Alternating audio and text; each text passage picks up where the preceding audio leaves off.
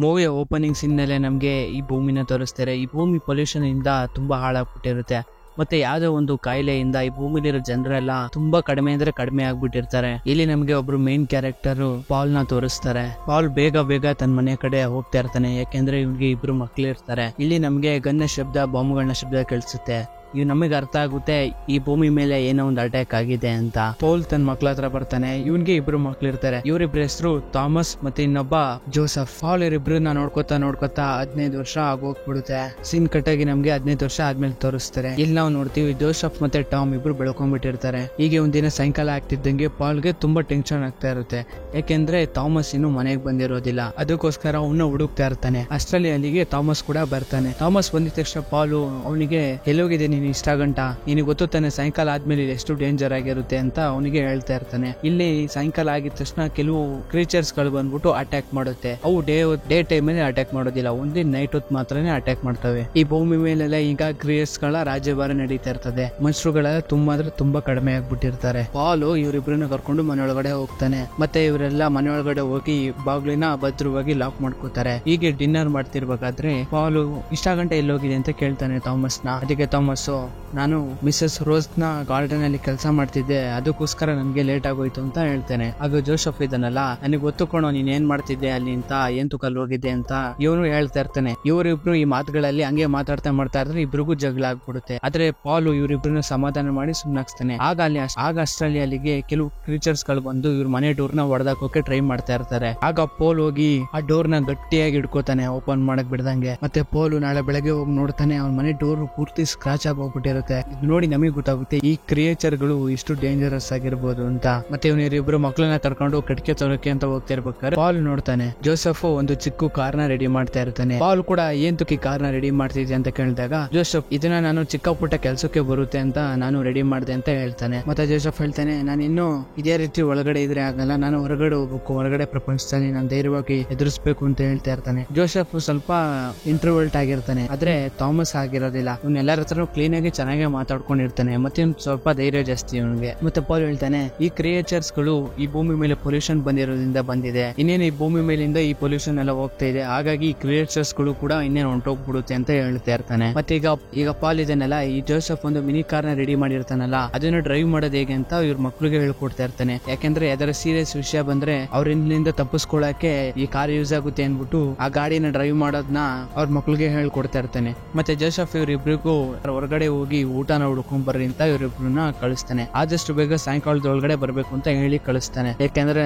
Night ಆಗಿದ ತಕ್ಷಣ creatures ಗಳು ತಮ್ಮ ಆಹಾರನ ಹುಡ್ಕೊಂಡು ಆಚೆ ಬರ್ತವೆ, ಅದಕ್ಕೋಸ್ಕರ. ಈಗ ಜೋಸಫ್ ಮತ್ತೆ ಥಾಮಸ್ ಇಬ್ರು ಕೂಡ ಊಟನ ತರೋದಕ್ಕೆ ಅಂತಾನೆ ಹೋಗ್ತಾರೆ. ಆಗ ಈ ಥಾಮಸ್ ಇದ್ದಾನಲ್ಲ, ಅವನು ಜೋಸಫ್ ಹತ್ರ, ನನ್ನ ಮಿಸಸ್ ರೋಸ್ ಮನೆ ಹತ್ರ ಹೋಗ್ತಾ ಇದ್ದೀನಿ, ನೀನು ಊಟ ಹಿಡ್ಕೊಂಡು ವಾಪಸ್ ಹೋಗ್ತಿರ್ಬೇಕಾದ್ರೆ ನನ್ನ ಪಿಕ್ ಮಾಡ್ಕೊಂಡು ಹೋಗು ಅಂತ ಹೇಳಿ ಮಿಸಸ್ ರೋಸ್ ಮನೆಗೆ ಥಾಮಸ್ ಹೋಗ್ತಾನೆ. ಇವನು ಯಾಕೆ ಮಿಸಸ್ ರೋಸ್ ಮನೆಗೆ ಹೋಗ್ತಾನೆ ಅಂದ್ರೆ, ಮಿಸಸ್ ರೋಸ್ ಮಗಳು ಚಾರ್ಲೆಟ್ಸ್ ನ ಲವ್ ಮಾಡ್ತಾ ಇರ್ತಾನೆ. ಅವಳನ್ನ ನೋಡಿಸೋಕೆ ಅಂತಾನೆ ಇವನು ಇವ್ರ ಮನೆಗೆ ಬರ್ತಾ ಇರ್ತಾನೆ. ಇದೇ ವಿಷಯಕ್ಕೆ ನಿನ್ನೆ ನೈಟು ಇವರಿಬ್ರು ಮಧ್ಯೆ ಜಗಳ ಆಗಿದ್ದು ಡೈನಿಂಗ್ ಟೇಬಲ್ ಅದೇ. ಈ ಕಡೆ ಜೋಸಫ್ ಊಟ ಹುಡ್ಕೋದಕ್ಕೆ ಅಂತಾನೆ ಒಂದು ಹೋಟ್ ಹತ್ರ ಬಂದಿರ್ತಾನೆ. ಆದ್ರೆ ಇಲ್ಲಿ ಅವನಿಗೆ ತುಂಬಾ ಕಷ್ಟ ಆಗ್ತಾ ಇರುತ್ತೆ ಊಟನ ಹುಡ್ಕೋದಕ್ಕೋಸ್ಕರ. ಈ ಕಡೆ ಶಾರ್ಲೆಟ್ ಮತ್ತೆ ಥಾಮಸ್ ಇಬ್ರು ಕೂಡ ಮಾತಾಡ್ತಾ ಇರ್ತಾರೆ. ಶಾರ್ಲೆಟ್ಸ್ಗೂ ಕೂಡ ಥಾಮಸ್ ಅಂದ್ರೆ ತುಂಬಾ ಇಷ್ಟ ಇರುತ್ತೆ. ಇವರಿಬ್ರು ಲವ್ ಮಾಡ್ತಾ ಇರ್ತಾರೆ. ಶಾರ್ಲೆಟ್ಸ್ ಹತ್ರ ಹೀಗೆ ಮಾತಾಡ್ತಾ ಸಾಯಂಕಾಲ ಹೋಗ್ಬಿಡುತ್ತೆ. ಇದರಿಂದ ಸರಿ ಆಯ್ತು, ನನ್ನ ಟೈಮ್ ಆಯ್ತು, ನಾನು ಮನೆಗೆ ಹೋಗ್ತೀನಿ ಅನ್ಬಿಟ್ಟು ಅವಳಿಗೆ ಬಾಯ್ ಹೇಳ್ತಾ ಇವನು ಕಾಡ್ ಮಧ್ಯೆ ಸ್ಪೀಡ್ ಆಗಿ ಓಡ್ ಬರ್ತಾ ಇರ್ತಾನೆ. ಓಡ್ ಬರ್ತಾ ಒಂದು ಕುಂಡಿ ಒಳಗಡೆ ಬಿದ್ದೋಗ್ಬಿಡ್ತಾನೆ. ಅಲ್ಲೇ ಜ್ಞಾನ ತಪ್ಕೊಂಡು ಹೋಗ್ಬಿಡ್ತಾನೆ. ಈ ಕಡೆ ಜೋಸಫ್ ಥಾಮಸ್ಗೋಸ್ಕರ ಕಾಯ್ತಾನೆ.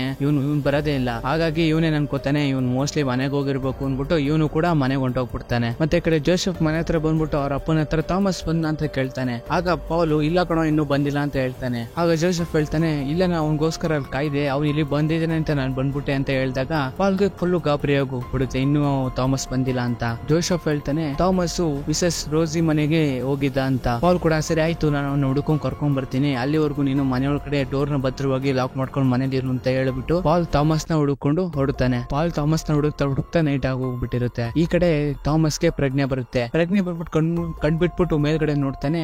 ಮೇಲ್ಗಡೆ ಕೆಲವು ಕ್ರಿಯೇಚರ್ಸ್ ಗಳು ಇವನ್ನ ಸಾಯಿಸೋದಕ್ಕೆ ಟ್ರೈ ಮಾಡ್ತಾ ಇರುತ್ತೆ. ಇವನು ಕೂಡ ಜೋರಾಗಿ ಕಿಚ್ಚಾಡ್ತಾ ಇರ್ತಾನೆ. ಈ ಸೌಂಡ್ ಪಾಲ್ಗೆ ಕೇಳಿಸ್ಬಿಡುತ್ತೆ. ಇದರಿಂದ ಪಾಲ್ ಅಲ್ಲಿಗೆ ಬಂದ್ಬಿಟ್ಟು ಆ ಕ್ರಿಯೇಚರ್ಸ್ ಗಳನ್ನೆಲ್ಲ ಹೊಡೆದು ಅಲ್ಲೇ ಸಾಯಿಸಾಕ್ಬಿಡ್ತಾನೆ ಎಲ್ಲವನ್ನು. ಮತ್ತೆ ಥಾಮಸ್ ಕೇಳ್ತಾನೆ, ಹೇಳ್ತಾನೆ ಇವತ್ ನೈಟ್ ನಾವ್ ಇಲ್ಲೇ ಇರ್ಬೇಕು, ನಾವೇನಾದ್ರು ಮೇಲ್ಗಡೆ ಹೋದ್ರೆ ಇನ್ನೂ ಜಾಸ್ತಿ ಕ್ರಿಯೇಚರ್ಸ್ ಗಳು ಬಂದ್ಬಿಟ್ಟು ನಮ್ಮನ್ನ ಸಾಯ್ಸಾಕ್ಬಿಡುತ್ತೆ ಅಂತ ಅಲ್ಲೇ ಇರೋದಕ್ಕೆ ಡಿಸೈಡ್ ಮಾಡ್ಕೋತಾರೆ. ಈ ಕಡೆ ಮನೇಲಿ ಜೋಸೆಫ್ ನಾ ಆ ಕ್ರೀಚರ್ ನ ಹೆಂಗಾರ ಮಾಡಿ ಹಿಡಿಲೇಬೇಕು ಅನ್ಬಿಟ್ಟು ಒಂದು ಟ್ರಾಪ್ ನ ಹಾಕ್ಬಿಟ್ಟು ಇವನು ಮನಿಕೊಂಡಿರೋ ತರ ನಾಟಕ ಮಾಡ್ತಾ ಇರ್ತಾನೆ, ಡೋರ್ ನ ಕ್ಲೋಸ್ ಮಾಡ್ದಂಗೆ. ಆ ಕ್ರಿಯೇಚರ್ಸ್ ಕೂಡ ಒಳಗಡೆ ಬಂದು ಇವನ್ ಟ್ರಾಪ್ ಅಲ್ಲಿ ಒಂದು ಸಿಗಾಕೊಂಡ್ಬಿಡುತ್ತೆ. ಈ ಕಡೆ ಪಾಲ್ ಮತ್ತೆ ಥಾಮಸ್ ಆ ಗುಂಡಿ ಒಳಗಡೆನೆ ಇರ್ತಾರೆ. ಇವ್ರು ನೋಡ್ತಾರೆ ಇವ್ರ ಹತ್ರ ಎಷ್ಟೊಂದು ಕ್ರಿಯೇಚರ್ಸ್ ಗಳು ಬರ್ತಾ ಇರುತ್ತೆ.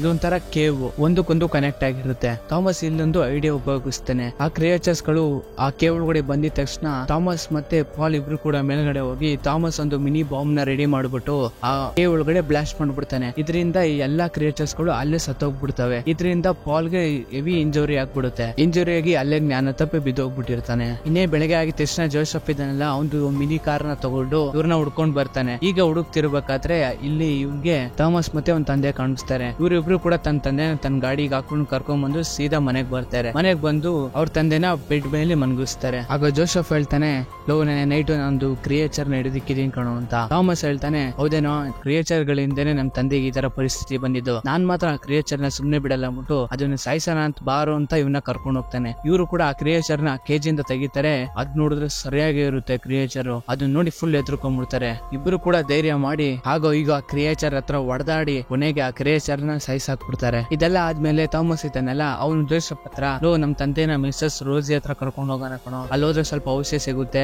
ನಮ್ ತಂದೆನ ಹುಷಾರ್ ಮಾಡ್ಬೋದು ಅಂತ ಹೇಳ್ತಾನೆ. ಆಗ ಜೋಸೆಫ್ ಹೇಳ್ತಾನೆ, ಲೋ ಅವ್ರು ಯಾರು ನಮಗೆ ಸಹಾಯ ಮಾಡಲ್ಲ ಕಣೋ, ಸುಮ್ನೆ ಅವ್ರ ಹತ್ರ ಎಲ್ಲ ಹೋದ್ರೆ ವೇಸ್ಟ್ ಅಂತ ಇವನು ಹೇಳ್ತಾ ಇರ್ತಾನೆ. ಆದ್ರೆ ಥಾಮಸ್ ಕೇಳೋ ಪರಿಸ್ಥಿತಿನೇ ಇರೋದಿಲ್ಲ. ಹಠ ಮಾಡ್ಕೊಂಡು ಇವನ್ನ ಮತ್ತೆ ಅವ್ನ ತಂದೆನ ಮಿಸ್ಟರ್ ರೋಸಿ ಹತ್ರ ಕರ್ಕೊಂಡು ಹೋಗ್ತಾನೆ. ಅಲ್ಲಿ ನೋಡಿದ್ರೆ ಮಿಸ್ಟರ್ ರೋಸಿ ಇವ್ನಿಗೆ ಸಹಾಯನೇ ಮಾಡೋದಿಲ್ಲ. ಇಲ್ಲ ಕಣಪ್ಪ, ನಮ್ಮ ಹತ್ರ ಮೆಡಿಸನ್ ಇಲ್ಲ, ಮತ್ತೆ ನಿಮ್ ತಂದೆ ನಾವ್ ಇಲ್ಲಿ ಇಟ್ಕೊಳಕ್ ಆಗಲ್ಲ ಕಣಪ್ಪ. ಆದ್ರೆ ನಾವೇನಾದ್ರೆ ನಿಂಗೆ ಚಿಕ್ಕ ಸಹಾಯ ಮಾಡ್ಬೇಕು ಅಂದ್ರೆ ಇದನ್ ಮಾಡ್ತೀವಿ. ನಿಮ್ಮ ಹತ್ರ ಏನಾದ್ರೆ ಊಟ ಕಮ್ಮಿ ಇದ್ರೆ ಥಾಮಸ್ ನ ನಮ್ ಕಡೆ ಕಳಿಸ್ಬಿಡು, ನಾವು ನೋಡ್ಕೋತೀವಿ ಅಂತ ಹೇಳ್ತಾ ಇರ್ತಾಳೆ. ಇದನ್ನ ನೋಡಿ ಜೋಸೆಫ್ಗೆ ಕೋಪ ಬಂದು ಥಾಮಸ್ಗೆ ಬೈತಾ ಇರ್ತಾನೆ, ಲೋ ನಿನ್ನಿಂದನೇ ಕಣೋ ಈ ತರ ಆಗಿದ್ದು, ನೋಡೋ ಅವ್ರು ಸಹಾಯನೇ ಮಾಡ್ತಿಲ್ಲ, ಮತ್ತೆ ನಿನ್ನಿಂದಾನೆ ನಮ್ ತಂದೆಗೆ ಈ ತರ ಪರಿಸ್ಥಿತಿ ಬಂದಿತ್ತು ಅಂತ ಬೈತಿರ್ಬೇಕಾದ್ರೆ ಥಾಮಸ್ ಕೂಡ ಏನೋ ನನ್ನೊಬ್ಬದೇ ತಪ್ಪು ನಂಗೆ ಮಾತಾಡ್ತಾ ಇದೀಯಾ ಅಂತ ಅವ್ನು ಹೇಳ್ತಿರ್ಬೇಕಾದ್ರೆ ಜೋಸೆಫ್, ಹೌದು ಕಣ, ನೀನ್ ಒಬ್ನೇ ನಿನ್ ಬಗ್ಗೆ ಯೋಚನೆ ಮಾಡ್ತೀಯ, ನೀನ್ ಬೇರೆಯವ್ರ ಬಗ್ಗೆ ಚಿಂತನೆ ಮಾಡ್ತೀಯಲ್ಲ ನೀನು ಅಂತ ಬೈತಿರ್ಬೇಕಾದ್ರೆ ಥಾಮಸ್, ಸರಿ ಆಯ್ತು ಹೋಗಲಿ, ನಾನು ಅವ್ರ ಜೊತೆ ಇರ್ತೀನಿ, ನೀನೇನಾರ ಮಾಡ್ಕೊ ಹೋಗ್ಬಂದ್ಬಿಟ್ಟು ಇವನು ಮಿಸ್ಸಸ್ ರೋಸಿ ಮನೆಗೆ ಹೊರಟೋಗ್ಬಿಡ್ತಾನೆ. ಇವನು ಆಯ್ತು ಹೋಗೋ ಅಂದ್ಬಿಟ್ಟು ತನ್ನ ತಂದೆನ ಕರ್ಕೊಂಡು ವಾಪಸ್ ಮನೆಗೆ ಬಂದ್ಬಿಡ್ತಾನೆ. ಈ ಕಡೆ ಥಾಮಸ್ ಶಾರ್ಲೆಟ್ ನ ರೂಮ್ ಅಲ್ಲಿ ಇರ್ತಾನೆ. ಶಾರ್ಲೆಟ್ ಕೂಡ ತಲೆ ಕೆಡ್ಸ್ಕೊಂಬೇಡ, ಎಲ್ಲ ಸರಿ ಹೋಗುತ್ತೆ, ನಿಮ್ ತಂದೆ ಹುಷಾರಾಗ್ತಾರೆ ಅಂತ ಹೇಳ್ತಾ ಇರ್ತಾನೆ. ಹೀಗೆ ಮಾತಾಡ್ತಾ ಮಾತಾಡ್ತಾ ಇವರಿಬ್ರು ಕಿಸ್ ಮಾಡ್ಕೋತಾರೆ. ಇದನ್ನ ಶಾರ್ಲೆಟ್ ತಂದೆ ನೋಡ್ಬಿಡ್ತಾನೆ. ನೋಡ್ಬಿಟ್ಟು ಥಾಮಸ್ ನ ತನ್ನ ಜೊತೆ ಕರ್ಕೊಂಡು ಹೋಗ್ತಾನೆ. ಇಲ್ಲಿ ಜೋಸೆಫ್ ತನ್ನ ಫಾದರ್ ನ ಮನೆ ಕರ್ಕೊಂಡ್ ಬಂದ್ಬಿಟ್ಟು ಬೆಡ್ ನೇ ಮನ್ಗಿಸ್ತಾನೆ. ಮತ್ತೆ ಕ್ರಿಯೇಚರ್ಸ್ ಗಳು ಯಾವ್ದು ಬರಬಾರ್ದು ಅಂದ್ಬಿಟ್ಟು ಎಲ್ಲಾ ಜಾಗನು ಕ್ಲೀನ್ ಆಗಿ ಕ್ಲೋಸ್ ಮಾಡ್ತಾ ಇರ್ತಾನೆ. ಆಗ ಇವನ್ಗೆ ಒಂದು ಮಣ್ಣಿನ ಗುಂಡಿ ಕಾಣುತ್ತೆ. ಇವನಿಗೆ ಅರ್ಥ ಆಗುತ್ತೆ ಈ ಕ್ರಿಯೇಟರ್ಸ್ ಗಳು ಈ ಮಣ್ಣೊಳಗಾಸು ಕೂಡ ಬರ್ಬೋದು ಅಂತ. ಇದರಿಂದ ಇವನಿಗೆ ಗೊತ್ತಾಗುತ್ತೆ ನಾವ್ ಇನ್ನೂ ಸೇಫ್ ಆಗಿರ್ಬೇಕು, ಇವು ಕ್ರಿಯೇಟರ್ಸ್ ಗಳು ಮಣ್ಣನ್ನು ತೋಡ್ಕೊಂಡು ಒಳಗಡೆ ಬರ್ದಕ್ ಟ್ರೈ ಮಾಡ್ತಾ ಇದೆ ಅಂತ ಇವನಿಗೆ ಗೊತ್ತಾಗುತ್ತೆ. ಈ ಕಡೆ ಥಾಮಸ್ಗೆ ತನ್ನ ತಂದೆ ತುಂಬಾ ಜ್ಞಾಪಕ ಬರ್ತಾ ಇರ್ತಾರೆ. ಇದರಿಂದ ವಾಪಸ್ ಹೋಗ್ಬೇಕು ಅಂತ ಡಿಸೈಡ್ ಮಾಡ್ಕೋತಾನೆ. ಮತ್ತೆ ಶಾರ್ಲೆಟ್ ಹತ್ರ ಬಂದ್ಬಿಟ್ಟು, ನಾನು ನನ್ನ ಮನೆಗೆ ವಾಪಸ್ ಹೋಗ್ತಾ ಇದ್ದೀನಿ, ನಿನ್ನ ಹತ್ರ ಯಾವ್ದಾರ ಒಂದು ಔಷಧಿ ಇದ್ರೆ ಪ್ಲೀಸ್ ನನಗೆ ಕೊಡು, ನಮ್ಮ ತಂದೆಗೆ ಪೂರ್ತಿ ಹುಷಾರಿಲ್ಲ ಅಂತ ಇವಳು ಕೇಳ್ತಿರ್ಬೇಕಾದ್ರೆ ಶಾರ್ಲೆಟ್ ಇದ್ದಾಳೆ, ಅವಳು ಕೂಡ ಯಾರಿಗೂ ಕಾಣ್ದಂಗೆ ಒಂದು ಮೆಡಿಸನ್ ನ ಕೊಡ್ತಾಳೆ. ಇದನ್ನ ಒಬ್ಬ ಕೆಲ್ಸಗಾರ ನೋಡ್ಬಿಡ್ತಾನೆ. ಇಲ್ಲಿ ನಮಗೆ ಗೊತ್ತಾಗುತ್ತೆ ಈ ಶಾರ್ಲೆಟ್ ಒಳ್ಳೆಯವಳು, ಇವ್ರ ತಂದೆ ತಾಯಿ ಇದಾರಲ್ಲ ಇವರಿಬ್ರು ಕೆಟ್ಟವರು, ಸರಿ ಇಲ್ಲ ಅಂತ. ಯಾಕೆಂದ್ರೆ ಇವ್ರ ಹತ್ರ ಔಷಧಿ ಇದ್ರು ಇವರು ಕೊಡ್ಲಿಲ್ಲ. ಯಾಕೆಂದ್ರೆ ಇವ್ರ ಹತ್ರ ಖಾಲಿಯಾಗಿ ಹೋಗ್ಬಿಟ್ರೆ ಎಲ್ಲೂ ಹೋಗೋಣ ಅಂತ ಇವರು ಔಷಧಿನೇ ಕೊಡ್ಲಿಲ್ಲ. ಮತ್ತೆ ಥಾಮಸ್ ಆ ಔಷಧಿನ ತಗೊಂಡು ತನ್ನ ಮನೆಗೆ ಹೋಗ್ತಿರ್ಬೇಕಾದ್ರೆ ಈ ಕೆಲಸದವನಿದಾನಲ್ಲ ಅವನು ಥಾಮಸ್ಗೆ ಗನ್ನ ಏಮ್ ಪಾಯಿಂಟ್ ಮಾಡ್ಬಿಟ್ಟು ನಿಂತ್ಕೊಂಡು, ಏಯ್ ಔಷಧಿನ ಕತ್ಕೊಂಡು ಎಲ್ಲಿಗೆ ಹೋಗ್ತಾ ಇದೆಯೋ ಅಂತ ಕೇಳ್ತಾ ಇರ್ತಾನೆ. ಆಗ ಥಾಮಸ್ ಹೇಳ್ತಾನೆ, ಇದು ನನ್ ಕದ್ದಿದ್ದಲ್ಲ, ನನ್ಗೆ ಶಾರ್ಲೆಟ್ ಕೊಟ್ಟಿದ್ದು. ಆದ್ರೆ ಕೆಲಸದವನು ಇವನ್ನ ನಂಬೋದೇ ಇಲ್ಲ, ನೀನ್ ಕಳ್ತನ ಮಾಡಿದ್ಯಾ ಅಂದ್ಬಿಟ್ಟು ಅವನ್ನ ಒಂದು ರೂಮ್ ಅಲ್ಲಿ ಕಟ್ಟಾಕ್ಬಿಡ್ತಾರೆ. ಎಲ್ಲ ಅಲ್ಲಿರೋ ಕೆಲ್ಸರು ಕೂಡ ನೀನು ಔಷಧಿನ ಕದ್ದಿದ್ಯಾ, ನಿನ್ಗೆ ಇದಕ್ಕೆ ಶಿಕ್ಷೆ ಆಗೇ ಆಗುತ್ತೆ ಅಂತ ಅವನ್ನ ಶೂಟ್ ಮಾಡಕ್ ಹೋಗ್ತಿರ್ಬೇಕಾದ್ರೆ ಅಲ್ಲಿಗೆ ಕೆಲವು ಕ್ರಿಯೇಟರ್ಸ್ ಗಳು ಬಂದ್ಬಿಡ್ತಾವ. ಆಚೆಗಡೆ ಬಂದು ಅಲ್ಲಿರೋ ಎಲ್ಲಾ ಕೆಲ್ಸಗಾರನ್ನು ಸಾಯಿಸಾಕ್ಬಿಡುತ್ತೆ. ಮಿಸ್ಟರ್ ರೋಸಿ ಮನೆಗೆ ಹೋಗಿ ಶಾರ್ಲೆಟ್ ನ ತಂದೆ ತಾಯಿನೂ ಕೂಡ ಸಾಯಿಸಾಕ್ಬಿಡುತ್ತೆ. ತನ್ನ ತಂದೆ ತಾಯಿ ಸತ್ತೋಗಿರೋನ ನೋಡಿ ಶಾರ್ಲೆಟ್ ಗೆ ತುಂಬಾ ಬೇಜಾರಾಗ್ಬಿಡುತ್ತೆ. ಮತ್ತೆ ಥಾಮಸ್ ನ ಒಂದು ಕ್ರಿಯೇಚರ್ ಸಾಯಿಸಕ್ಕಿಂತ ಬರ್ತಿರ್ಬೇಕಾದ್ರೆ ಶಾರ್ಲೆಟ್ ಇದ್ದಾಳಲ್ಲ ಅವಳು ಒಂದು ಗನ್ನ ತಗೊಂಡು ಆ ಕ್ರಿಯೇಚರ್ ನ ಸಾಯಿಸಾಕ್ಬಿಡ್ತಾಳೆ. ಮತ್ತೆ ಇವರಿಬ್ರು ಸೇರ್ಕೊಂಡು ಈ ಮನೆಗೆ ಬೆಂಕಿ ಇಕ್ಬಿಟ್ಟು ಅಲ್ಲಿಂದ ಹೊರಟೋಗ್ಬಿಡ್ತಾರೆ. ಥಾಮಸ್, ಬಾ ನಿನ್ನ ನನ್ನ ಮನೆ ಕರ್ಕೊಂಡು ಹೋಗ್ತೀನಿ ಅನ್ಬಿಟ್ಟು ಥಾಮಸ್ ಅವಳನ್ನ ಕರ್ಕೊಂಡು ಮನೆಗೆ ಹೋಗ್ತಾನೆ. ಈ ಕಡೆ ಜೋಸೆಫ್ಗೆ ತುಂಬಾ ಟೆನ್ಷನ್ ಆಗ್ತಾ ಇರುತ್ತೆ, ಎಲ್ಲಾದ್ರೂ ನಮ್ಮ ಮೇಲೂ ಕೂಡ ಕ್ರಿಯೇಚರ್ಸ್ ಗಳು ಅಟ್ಯಾಕ್ ಮಾಡ್ಬಿಟ್ರಿ ಅಂತ. ಆಗ ಅವ್ನಿಗೆ ಒಂಥರ ಸೌಂಡ್ ಆಗುತ್ತೆ. ಇವನು ಕೂಡ ಏನಂತ ಹೋಗಿ ನೋಡ್ತಾನೆ. ಅಲ್ಲಿಗೆ ಥಾಮಸ್ ಮತ್ತೆ ಅವನ್ ಗರ್ಲ್ ಫ್ರೆಂಡ್ ಇರ್ತಾಳೆ. ಇವರಿಬ್ರು ನೋಡಿ ಜೋಸೆಫ್ಗೆ ಖುಷಿ ಆಗುತ್ತೆ. ಮತ್ತೆ ಇವರಿಬ್ರಿಗೂ ಇನ್ನೊಂದು ಹೇಳ್ತಾನೆ, ಇಲ್ಲಿಗೂ ಕೂಡ ಕೆಲವು ನಿಮಿಷದಲ್ಲಿ ಇನ್ನೇನು ಅಟ್ಯಾಕ್ ಆಗುತ್ತೆ, ಕ್ರಿಯೇಚರ್ಸ್ ಗಳು ಅಟ್ಯಾಕ್ ಮಾಡ್ತದೆ, ನಾವು ಆದಷ್ಟು ಏನಾರ ಮಾಡ್ಲೇಬೇಕು ಅಂದ್ಬಿಟ್ಟು ಒಂದು ಪ್ಲಾನಿಂಗ್ ನ ಮಾಡ್ತಾನೆ. ಮತ್ತೆ ಕೆಲವು ಎಣ್ಣೆಗಳ ಡಬ್ಬಗಳನ್ನ ತಗೊಂಡ್ಬಂದು ಆ ಮನೆ ಪೂರ್ತಿ ಎಲ್ಲ ಸುರಿತಾನೆ. ಜೋಸೆಫ್ ಥಾಮಸ್ ಮತ್ತೆ ಗರ್ಲ್ ಫ್ರೆಂಡ್ಗೆ, ನೀವು ಆ ಕ್ರಿಯೇಚರ್ ಗಳ ಮೇಲೆ ಸ್ವಲ್ಪ ಒಂದು ಕಣ್ಣಿಡಿ, ಯಾಕಂದ್ರೆ ಅದು ಒಳಗಡೆ ಬಂದ್ರೆ ನಮ್ ಪ್ಲಾನ್ ಎಲ್ಲ ಹಾಳಾಗಿ ಹೋಗ್ಬಿಡುತ್ತೆ ಅಂತ ಜೋಸೆಫ್ ಅವರಿಬ್ರಿಗೂ ಹೇಳ್ತಾ ಇರ್ತಾನೆ. ಮೋಸ್ಟ್ಲಿ ನಮ್ಗನ್ಸುತ್ತೆ ಈ ಕ್ರಿಯೇಚರ್ಸ್ ಗಳೆಲ್ಲ ಈ ಭೂಮಿ ಒಳಗಡೆ ಹೋಗಕ್ಕೆ ಟ್ರೈ ಮಾಡ್ತಾ ಇದೆ, ಈ ಮೇಲ್ಗಡೆ ಇರೋ ವೆದರ್ ನ ಬಿಟ್ಬಿಟ್ಟು ಆ ಭೂಮಿ ಒಳಗಡೆ ಹೋಗಿ ಬದುಕೋಕೆ ಟ್ರೈ ಮಾಡ್ತಾ ಇದೆ ಅಂತ ನಮಗೆ ಅನ್ಸ್ತಾ ಇದೆ. ಇಲ್ಲಿ ಜೋಸೆಫ್ ಪ್ಲಾನ್ ಏನಂದ್ರೆ, ಒಂದು ಬಾಕ್ಸ್ ಒಳಗಡೆ ನಮ್ಮನ್ನ ನಾವು ಲಾಕ್ ಮಾಡ್ಕೊಂಡು ಆಚೆಗಡೆಯಿಂದ ಕೆಳಗಡೆ ಇರೋ ಫ್ಲೋರ್ ಗೆ ಒಂದು ಬೆಂಕಿ ಕೊಡೋಣ, ಇದರಿಂದ ದೊಡ್ಡ ಬ್ಲಾಸ್ಟ್ ಆಗಿ ಎಲ್ಲಾ ಕ್ರಿಯೇಚರ್ಸ್ ಗಳು ಇಲ್ಲೇ ಸತ್ತೋಗ್ಬಿಡ್ಲಿ ಅಂತ ಒಂದು ಪ್ಲಾನ್ ಹಾಕೊಂಡಿರ್ತಾನೆ. ನೋಡ್ತಿದ್ದಂಗೆ ಆ ಕ್ರಿಯೇಚರ್ಸ್ ಗಳು ಅಟ್ಯಾಕ್ ಮಾಡಕ್ ಶುರು ಮಾಡ್ತದೆ ಥಾಮಸ್ ಮೇಲೆ. ಥಾಮಸ್ ನ ಗರ್ಲ್ ಫ್ರೆಂಡ್ ಶಾರ್ಲೆಟ್ ಕೂಡ ಶೂಟ್ ಮಾಡ್ತಾ ಇರ್ತಾಳೆ. ಇವರೆಲ್ಲರಿಗೂ ಗೊತ್ತಾಗುತ್ತೆ ಈ ಕ್ರಿಯೇಚರ್ಸ್ ಗಳು ಮೇಲ್ಗಡೆ ರೂಮ್ ಇಂದ ಬರ್ತಾ ಇದಾವೆ ಅಂತ. ಅಷ್ಟರಲ್ಲಿ ಪಾಲ್ಗೂ ಕೂಡ ಎಚ್ಚರಿಕೆ ಆಗ್ಬಿಟ್ಟಿರುತ್ತೆ. ಪಾಲ್ ಸುಮ್ನೆನಾ ಗನ್ನ ತಗೊಂಡು ಒಂದೊಂದು ಕ್ರಿಯೇಚರ್ ಶೂಟ್ ಮಾಡಿ ಅಲ್ಲೇ ಸಾಯಿಸಾಕ್ತಾ ಇರ್ತಾನೆ. ಇನ್ನೇ ಜೋಸೆಫ್ ಪ್ಲಾನ್ ಮಾಡಿರೋ ತರನೇ ಆ ಮನೆ ಪೂರ್ತಿ ಬ್ಲಾಸ್ಟ್ ಆಗೋಕೆ ಐಡಿಯಾ ಮಾಡಿರ್ತಾನೆ. ಇನ್ನೇನು ಆ ಮನೆ ಬ್ಲಾಸ್ಟ್ ಆಗ್ಬೇಕು. ಜೋಸೆಫ್, ಥಾಮಸ್, ಅವ್ನ ಗರ್ಲ್ ಫ್ರೆಂಡ್ ಎಲ್ಲರೂ ಕೂಡ ಒಂದು ಫ್ರಿಡ್ಜ್ ಒಳಗಡೆ ಹೋಗಿ ಔಚ್ಕೋತಾರೆ. ತನ್ನ ತಂದೆ ಕೂಡ ಅವ್ರನ್ನೆಲ್ಲರನ್ನ ಕಳ್ಸ್ಬಿಟ್ಟು ಡೋರ್ ನ ಆಚೆಗಡೆಯಿಂದ ಲಾಕ್ ಮಾಡ್ಬಿಡ್ತಾನೆ. ಇವ್ರನ್ನ ಸೇಫ್ ಮಾಡ್ಬಿಟ್ಟು ಅವನು ಒಳಗಡೆಯಿಂದ ಆ ಕ್ರಿಯೇಚರ್ಸ್ ಗಳನ್ನ ಸಾಯಿಸ್ತಾ ಇರ್ತಾನೆ. ಯಾಕೆಂದ್ರೆ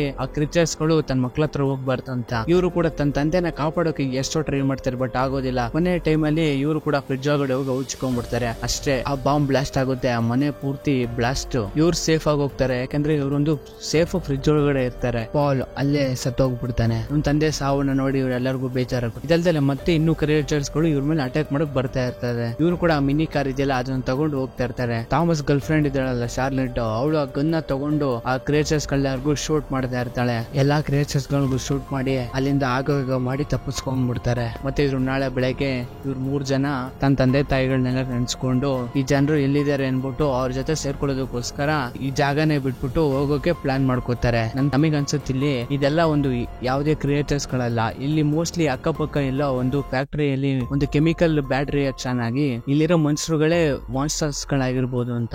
ಯಾಕೆಂದ್ರೆ ಕ್ರಿಯೇಟರ್ಸ್ ಗಳನ್ನ ಕ್ಲೀನ್ ಆಗಿ ಅಬ್ಸರ್ವ್ ಮಾಡೋದು ನೋಡಿದ್ರೆ ಅವುಗಳು ಸೇಮ್ ಮನುಷ್ಯರುಗಳಿದ್ದಂಗೆ ಇರ್ತಾರೆ. ಸರಿ, ಓಕೆ, ನಿಮ್ಗೆ ಏನ್ ಅನ್ಸುತ್ತೆ ಕಮೆಂಟ್ ಬಾಕ್ಸ್ ಅಲ್ಲಿ ಕಮೆಂಟ್ ಮಾಡಿ. ಒನ್ ಟೈಮ್ ವಾಚಬಲ್ ಆಗಿದೆ ಮೂವಿ. ಇಲ್ಲಿಗೆ ಈ ಮೂವಿ ಮುಗಿಯುತ್ತೆ. ಹೇಗಿತ್ತು ಮೂವಿ?